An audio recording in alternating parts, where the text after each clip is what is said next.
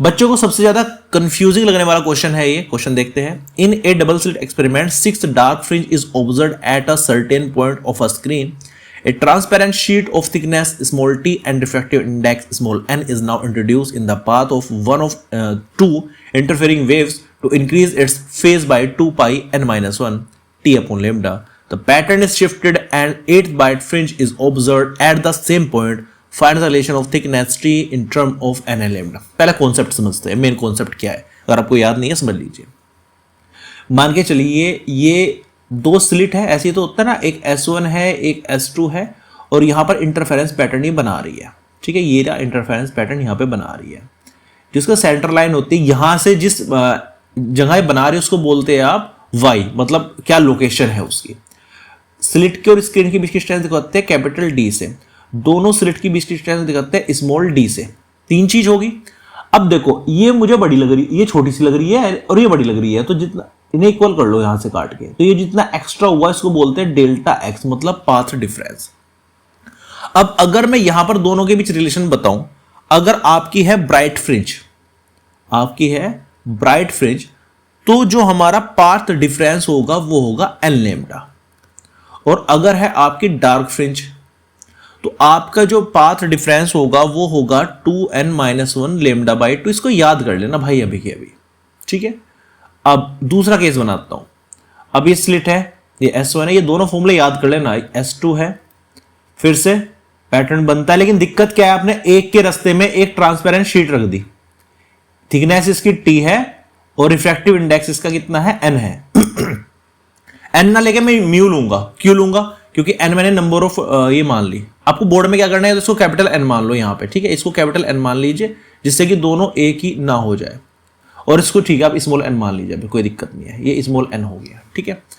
अब यहां से करना क्या है, यहां से आपने ये मिला दिया, जो कि तो बनेगी, बाकी तो ये सेंटर लाइन है। अच्छा स्मॉल डी कैपिटल D तो वही रहने वाला है, स्मॉल d भी ये रहने वाला है। ये जो डेल्टा x है ना ये बदल जाएगा इस बार, ये डेल्टा x इस बार 1 था, इस बार क्या हो जाएगा 2 हो जाएगा। अच्छा जिस पोजीशन पे बन रही है उसको आप y से डिनोट करोगे, तो यहां पे जो ब्राइट फ्रिंज के लिए डेल्टा x आएगा ना ये n लैम्डा ही आएगा, लेकिन इसमें से एक क्वांटिटी घट जाएगी, पार्ट डिफरेंस थोड़ा सा और कम हो जाएगा। ये शीट आ गई ना बीच में, उसको दिखाएंगे हम n-1 इंटू टी से। n क्या है, रिफ्रैक्टिव इंडेक्स है small n, n-1 into T. अच्छा अगर हम डार्क की बात करें, जुगा तो यही रहेगा 2n-1 लैम्डा बाय 2, लेकिन इसमें से भी क्या घट जाएगा, n-1 इंटू टी। तो आपको पहली बात तो ये याद रखनी है कि अगर कोई ट्रांसपेरेंट शीट बीच में आ जाती है तो ये फैक्टर आपको घटाना है अपने पाथ डिफरेंस में से, बस बाकी सारी चीजों में पाथ डिफरेंस यही रखेंगे। अच्छा एक बात और बताता हूं आपको, अगर आपको पाथ डिफरेंस में और जो लोकेशन पे ये फ्रिंज बना रहा है y, इनके भी रिलेशन निकालना है तो फॉर्मूला होता है yd/d, ये भी आपको याद होना चाहिए। तो ये दो बातें अगर आपको याद है वो कोई दिक्कत नहीं होने वाली, ठीक है। तो फिर से बताता हूं, ये इंटरफेरेंस था जब ये सिंपल रास्ते में कुछ नहीं था इस वेव के, और यहाँ पे एक टी थिकनेस का आपने ट्रांसपेरेंट शीट रख दी यहाँ पे, और n उसका रिफ्रैक्टिव इंडेक्स है। तो आप देखिएगा बस ब्राइट और डार्क का जो पार्ट डिफरेंस का फॉर्मूला आप याद करके आ रखे हो, उसमें से ये क्वांटिटी दोनों में से घटा दो, बस और कुछ नहीं करना है। तो ये था बेसिक जो आपको पता होना चाहिए। अब क्वेश्चन की ओर चलते हैं, क्वेश्चन की क्या डिमांड है। डबल स्लिट एक्सपेरिमेंट है, जो 6 डार्क फ्रिंज है वो एक सर्टेन पॉइंट पर देखी गई है।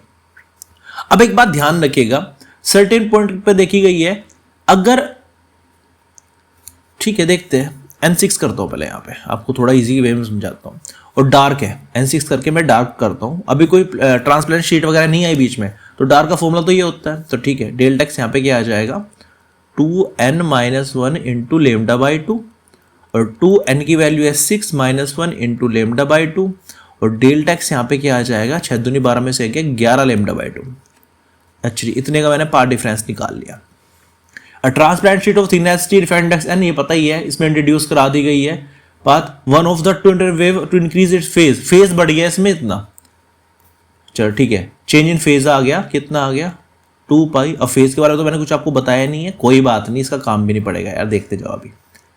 चलो द पैटर्न इज शिफ्टेड, अब पैटर्न शिफ्ट हो चुका है, and 8 bright fringe is observe at the same point, यानी कि y सेम है इस बार भी, इस बार क्या है उसी y पे बनी।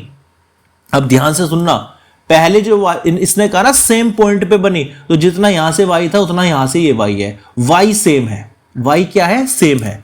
तो अगर मैं इस फॉर्मूले में y सेम कर दूं दोनों के लिए, अच्छा डी सेट की डिस्टेंस तो कांस्टेंट होती है, स्मॉल डी सेम है, कैपिटल डी सेम है, जब तीनों चीज सेम है तो डेल्टा एक्स भी तो सेम होगा। तो हम क्या लेके चलेंगे, y सेम लेके फालतू झंझट में नहीं पड़ेंगे, यानी डेल्टा एक्स दोनों केसेस में सेम है। अब एक काम करो, डेल्टा एक्स ये तो आ गया ब्राइट फ्रिंज का, जब कोई शीट वगैरह नहीं थी। अब n रखेंगे हम क्या, 8 क्या है, ब्राइट है, तो 8 रख के कौन सा वाला रखेंगे, ब्राइट का रखेंगे। कौन से वाला है, जब ट्रांसपेरेंट शीट आ गई थी, तो ये है ब्राइट का और दूसरा है डार्क का। तो ब्राइट का पहला है ना, ये रखेंगे। फॉर्मूला क्या है, delta X is equal to n lambda minus n minus 1 into T. n कौन सी है, 8 वाली है, ये तो आ गया 8 lambda minus n, different x जो तो रखोगे n माइनस 1 इंटू टी। तो ये आ गई ब्राइट का फॉर्मूला, ठीक है। अब क्या करेंगे इसमें, एक ये आ गया और एक ये आ गया। अब कुछ नहीं करना है, दोनों को इक्वल रख दीजिए। क्यों भाई, जब सेम पोजीशन पे बन रही है, ध्यान रखना जब भी वो सेम पोजीशन पे बनेगी ना, तो पार्ट डिफरेंस दोनों केस में सेम रहेगा। तो पहले जो पार्ट डिफरेंस था सिंपल फॉर्मूले से जो आया था, और बाद में जो पार्ट डिफरेंस था दोनों को इक्वल रख दो। तो पहले आया था 11 लेमडा बाई 2 और बाद में आया 8 lambda minus n minus 1 into T. Solve करना शुरू करो इसको दौड़ लेके आओ, n माइनस 1 इंटू टी को प्लस का हो जाएगा 8 लेमडा, इसे दौड़ लेके जाओ माइनस 11 लेमडा बाई 2। सोल्व करो, 8 दूनी 16 lambda minus 11 lambda by, solve करना मैथ है अब तो आपका। 5 लेमडा बाई 2 आ गया। अब यहां से अगर आपको वैल्यू फाइंड करनी है, आप किसकी वैल्यू फाइंड करोगे, आप यहां से टी की वैल्यू फाइंड करोगे। टी क्या आ जाएगा, 5 लेमडा, ये 2 n माइनस 1 नीचे आ जाएगा बस। तो ये आ गया आपका final relation between T and n lambda. देखो टी भी है, n भी है और लेमडा भी है, और कुछ नहीं है इसमें, यही आपका आंसर है। अब क्वेश्चन ये उठता है कि ये डेल्टा फाई क्यों दिया था, ये भी तरीका है करने का। मैं आपको सबसे सिंपल और सरल तरीका बताऊंगा, इसके तरीके करो थोड़े से कॉम्प्लिकेटेड केस में फंस जाओगे, ठीक है। और इसकी यूज भी नहीं है यार इतना कुछ खास इसका, ये जो ये टर्म दिया है कंफ्यूज करने दिया है, बच्चे से भी फिट करने की सोचिए, कहीं ना कहीं फिट कर दे। फिर से बता रहा हूं, ये दोनों कॉन्सेप्ट दिमाग में बैठा लेना कि ब्राइट फ्रिंज का फॉर्मूला ये होता है पार्ट डिफरेंस का, डार्क का ये होता है। अगर बीच में शीट आ गई तो ये होगा, बस इन्हीं क्वांटिटी में से n-1 टी को घटा देना। अब इसके बाद अगर मैं बात करूं किस लोकेशन पे वो फ्रिंज बन रही है, कितनी ऊंचाई पे बन रही है, उसको y से दिखाते हैं। तो पार्ट डिफरेंस हो गया y डी अपॉन डी।